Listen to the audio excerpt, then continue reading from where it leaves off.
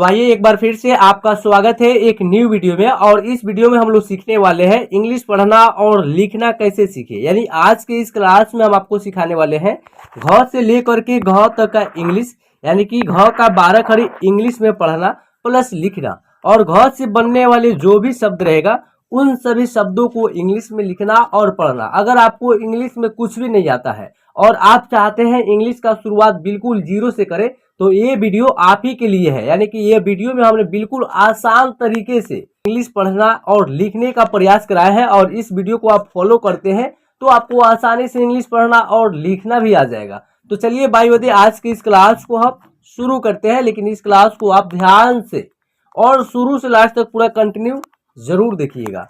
तो चलिए सबसे पहले हम लोग घ का 12 खड़ी इंग्लिश में याद कर लेते हैं। याद होने के बाद इन सभी शब्दों को इंग्लिश में लिखना और पढ़ना भी सीखेंगे।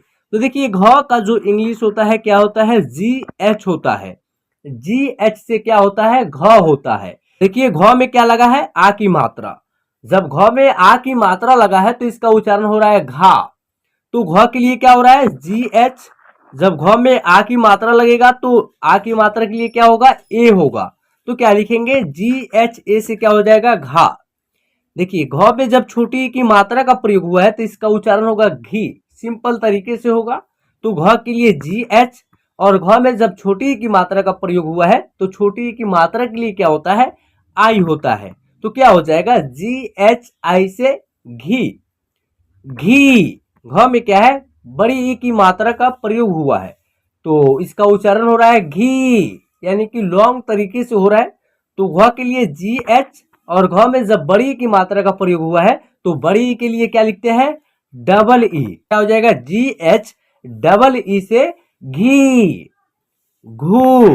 घ और घ में क्या है, छोटी ऊ की मात्रा का प्रयोग हुआ है तो घ के लिए छोटी ऊ की मात्रा के लिए यू, क्या हो जाएगा, घू। घ में क्या है, बड़ी ऊ की मात्रा का प्रयोग हुआ है तो हो जाएगा GH डबल ओ से घू, घे। तो घ में क्या है, ए की मात्रा, तो ए की मात्रा के लिए क्या होता है, इंग्लिश ए होता है। क्या होता है, ई होता है। तो घ के लिए GH और ए की मात्रा के लिए ई, GHE से घे, घय। घ में क्या है, आय की मात्रा, तो घ के लिए GH और आय की मात्रा के लिए AI। क्या हो जाएगा, GHAI से क्या होगा, घय हो जाएगा। ठीक है। अब ये घो, घ में क्या है, ओ की मात्रा, जो ओ की मात्रा इसे रहता है और इसका इंग्लिश क्या होता है, ओ होता है। तो घ के लिए GH और ओ की मात्रा के लिए ओ हो जाएगा। क्या हो जाएगा, GHO से घो, घाव।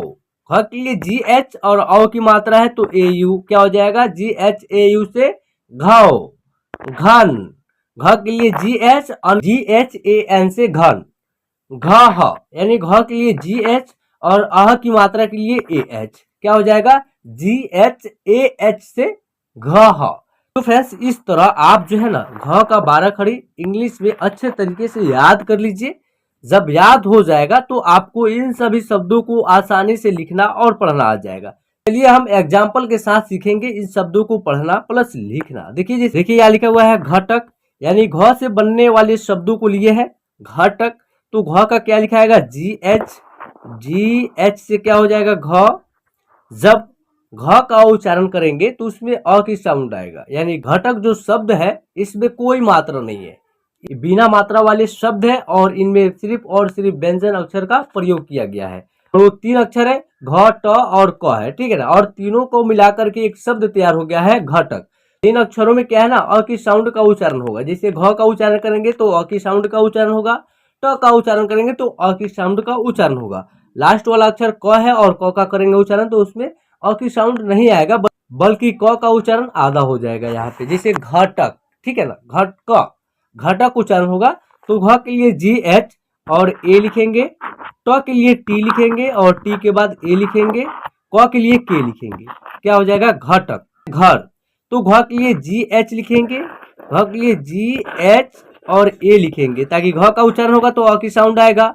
र के लिए आर लिखेंगे, क्या हो जाएगा, GHAR, घर।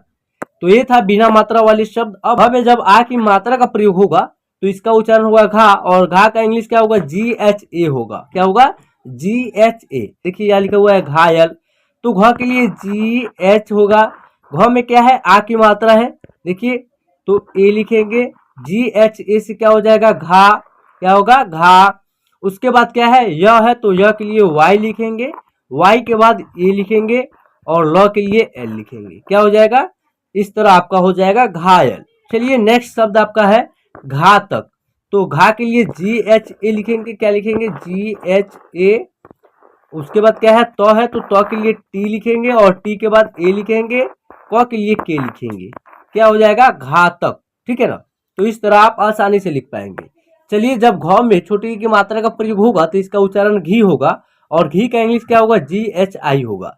तो घी से कोई भी शब्द को लिखना हो तो कैसे लिखिएगा, देखिए जैसे लिखा हुआ है घीसना, घी के लिए क्या लिखेंगे GHI लिखेंगे, GHI से घी हो जाएगा।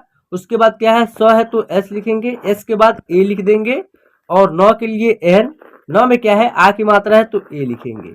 तो इस तरह आपका हो जाएगा घिसना। ठीक है, चलिए अब कोई दूसरा शब्द लेते हैं, जैसे घिसाव। तो घी के लिए GHI लिखेंगे, क्या लिखेंगे GHI से घी हो जाएगा। स के लिए एस लिखेंगे, स में आ की मात्रा है तो ए लिखेंगे, व के लिए भी या डब्लू होता है तो या भी लिख देंगे, क्या हो जाएगा घिसाव। ठीक है, चलिए अगर घ में बड़ी की मात्रा का प्रयोग हो जाए तो इसका उच्चारण होगा घी, यानी लॉन्ग तरीके से उच्चारण होगा, और इसका इंग्लिश क्या होगा GHEE घी। घी से कोई शब्द लेते हैं, जैसे घीराव, क्या लिखा हुआ है घीराव। तो घी के लिए पहले लिखेंगे GHEE, देखिए GHEE। उसके बाद क्या है, र में आ की मात्रा है तो र के लिए आर, आ की मात्रा के लिए ए, व के लिए भी लिखेंगे। इस तरह आपका हो जाएगा घीराव। चलिए दूसरा शब्द है घी नाव। तो घ के लिए GH, और घ में क्या है बड़ी की मात्रा है तो डबल ई, और न के लिए एन, और न में आ की मात्रा है तो ए। इस तरह आपका हो जाएगा घीना। अगर घ में छोटी यू की मात्रा का प्रयोग हो जाए तो इसका उच्चारण होगा घू, और घू का जो इंग्लिश होगा GHU। तो घू से कोई शब्द लेते हैं, जैसे घूटन, क्या लिखा हुआ है घूटन। तो पहले घू का इंग्लिश लिखेंगे GHU से हो जाएगा घू, टी ए से हो जाएगा ट, एन से हो जाएगा न। इस तरह आपका हो जाएगा घूटन। तो कोई दूसरा शब्द ले लेते हैं, जैसे घुमाना। तो घू के लिए होगा GHU, GHU से घू हो जाएगा, MA से माँ हो जाएगा, NA से ना हो जाएगा, क्या हो जाएगा घुमाना। अगर घ में बड़ी की मात्रा का प्रयोग हो जाए तो इसका उच्चारण क्या होगा घू, यानी कि इसका उच्चारण लॉन्ग तरीके से करेंगे तो इसका इंग्लिश क्या होगा घू का GHOO। तो इसे लिखा हुआ है यहाँ पे घूरना। पहले घू का इंग्लिश लिखेंगे, यानी घ का GH, और घ में बड़ी की मात्रा है तो डबल ओ, क्या हो जाएगा घू। र के लिए आर, और आर के बाद ए लिखेंगे, न के लिए एन, न में आ की मात्रा है तो ए लिखेंगे। इस तरह आपका हो जाएगा घूरना। चलिए कोई दूसरा शब्द लेते हैं घू से, घूम। घ के लिए GH, घ में बड़ी की मात्रा है तो डबल ओ, और म के लिए एम, क्या हो जाएगा घूम। अगर घ में ए की मात्रा का प्रयोग हो जाए तो इसका उच्चारण होगा घे, और घे का इंग्लिश होगा GHE, यानी कि GHE से क्या होगा घे होगा। तो घे से कोई शब्द को लिखना हो तो कैसे लिखिएगा, जैसे लिखा हुआ है घेराव। तो सबसे पहले हम लोग घे का इंग्लिश लिखेंगे, क्या होगा GHE से क्या होगा घे, RA से हो जाएगा रा, व के लिए भी लिख देंगे, क्या हो जाएगा घेराव। चलिए कोई दूसरा शब्द लेते हैं, जैसे घेरा। तो घ के लिए GH, और ए की मात्रा है तो ई, र के लिए आर, और र में आ की मात्रा है तो ए। इस तरह आपका हो जाएगा घेरा। चलिए घ में जब आई की मात्रा का प्रयोग हो जाए तो इसका उच्चारण होगा घय। तो घय का इंग्लिश होगा GHAI घय।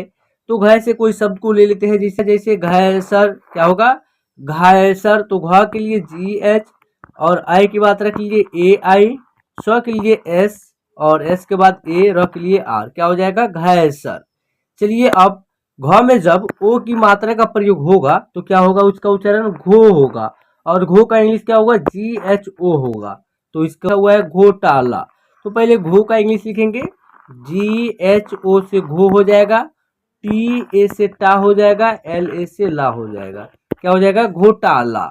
चलिए दूसरा शब्द ले लेते हैं घोलना। तो घ के लिए GH, और ओ की मात्रा है तो ओ लिखेंगे, ल के लिए एल, एल के बाद ए लिखेंगे, न के लिए एन, और न में आ की मात्रा है तो ए। इस तरह हो जाएगा घोलना।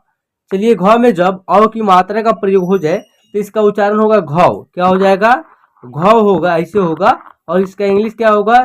GHAU। क्या होगा? GHAU से क्या हो जाएगा? घाव। घाव से कोई भी शब्द को लिखना हो तो कैसे लिखिएगा? जैसे लिखना होगा यहाँ घावपन। तो देखिए घ के लिए GH और अ के लिए AU, ठीक है ना। और प के लिए P लिखेंगे और P के बाद A लिखेंगे, न के लिए N लिखेंगे। क्या हो जाएगा? घावपन। दूसरा शब्द है घावसन। तो घाव का इंग्लिश होगा GHAU। क्या होगा? GHAU। स का होगा SH, उसके बाद A लिखेंगे, न का होगा N। क्या हो जाएगा? घावसन। चलिए घ में जब अन की मात्रा का प्रयोग होगा तो इसका उच्चारण होगा घन, ठीक है ना, ऐसे होगा घन। और इनका इंग्लिश क्या होगा? घ का होगा GH, अन के लिए होगा AN। क्या होगा? AN। क्या हो जाएगा? घन। तो घन से कोई भी शब्द को लिखना हो तो कैसे लिखिएगा? जैसे लिखा हुआ है घंटा, तो घ के लिए GH और अन की जो मात्रा है उसके लिए इंग्लिश जो होगा AN, ठीक है। ट के लिए T होगा, ट में आ की मात्रा है तो A हो जाएगा। इस तरह हो जाएगा घंटा। चलिए दूसरा शब्द देख लेते हैं, जैसे घंटीला। तो घ के लिए GH, अन के लिए AN, ट के लिए T, ट में छोटी की मात्रा है तो I, ल के लिए L, ल में आ की मात्रा है तो A। क्या हो जाएगा? घंटीला।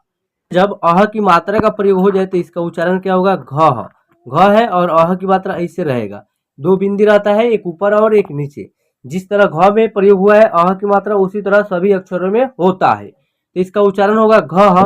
इसका इंग्लिश जो होगा GH, ठीक है, और अह के लिए AH, ऐसे इसका इंग्लिश होगा। तो घ से बनने वाले शब्दों को लिखना हो तो कैसे लिखिएगा? जैसे यहाँ लिखा हुआ है संगह, तो स के लिए S लिखेंगे, अन की मात्रा है तो AN लिखेंगे, घ के लिए GH लिखेंगे, ग की मात्रा है घ में तो AH लिखेंगे, ठीक है ना। तो इस तरह आपका शब्द तैयार हो जाएगा संगह। चलिए दूसरा शब्द है मनगह। ग के लिए M लिखेंगे और म में क्या है? अन की मात्रा है तो AN लिखेंगे, घ के लिए GH और घ में अह की मात्रा है तो AH। इस तरह आपका हो जाएगा मनगह। तो फ्रेंड्स इस तरह आपको आसानी से इंग्लिश पढ़ना और लिखना आ जाएगा। तो आई होप आज की क्लास आपको पसंद आया हो, तो क्लास को लाइक कीजिएगा। हमारे चैनल पे आप नए होंगे तो चैनल को सब्सक्राइब कर लीजिएगा और साथ में बेल आइकन को प्रेस कर लीजिएगा। और इस तरह और आप अपने दोस्तों में भी शेयर कर दीजिएगा। तो चलिए फिर मिलते हैं एक नई वीडियो के साथ। जय हिंद।